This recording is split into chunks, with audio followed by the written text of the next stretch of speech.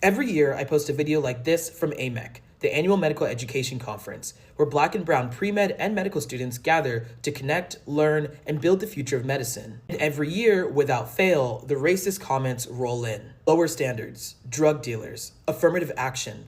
Are they even qualified? Comments proving that when excellence doesn't look like what you're used to, you assume it's a mistake. So let's talk about it. My name's Dr. Joel, the Medical Mythbuster, and let's talk about representation in medicine. First thing I should start with is that every doctor, no matter where they go to medical school, has to take the same Step 1 exam, Step 2 exam, and eventually their board exams. Quality is not lowered for any doctor, and if you made that assumption based on someone's skin color, then hint, you're racist. It's important to also understand history. In the United States, Black Americans make up 13% of the population, but less than 6% of doctors. And that's intentional. It stretches back to 1910, when a report by Abraham Flexner led to the shutdown of 5 of the 7 medical schools that trained Black physicians at the time. That one report decimated the pipeline of Black physicians, because the number one indicator that you become a doctor is having a parent that's a doctor. It wasn't until half a century later, with the Civil Rights Act of 1964, that Black medical students were able to attend previously segregated medical schools. And here's the thing,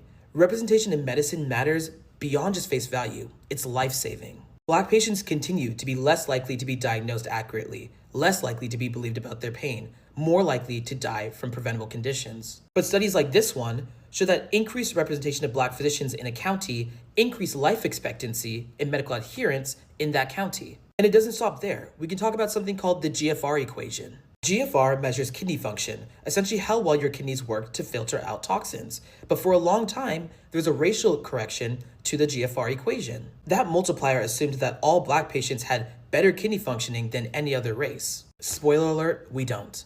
That race adjustment delayed access to care and kidney transplants for tens of thousands of Black patients across the United States. It took Black medical students, residents, and doctors to recognize that problem and fix it.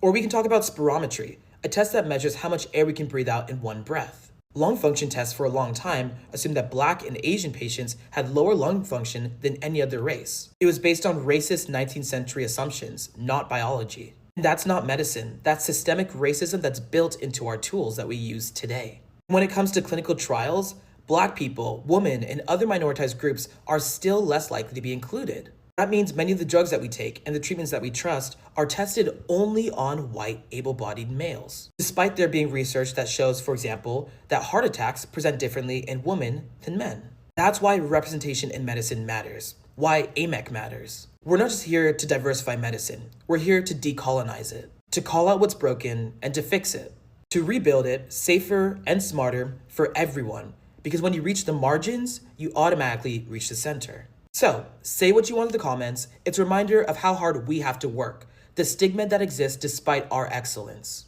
And while you're commenting, we'll be here, matching into residency, doing our research, decolonizing medicine, and yes, caring for you. Because we're not asking for a seat at the table. We're building the entire clinic.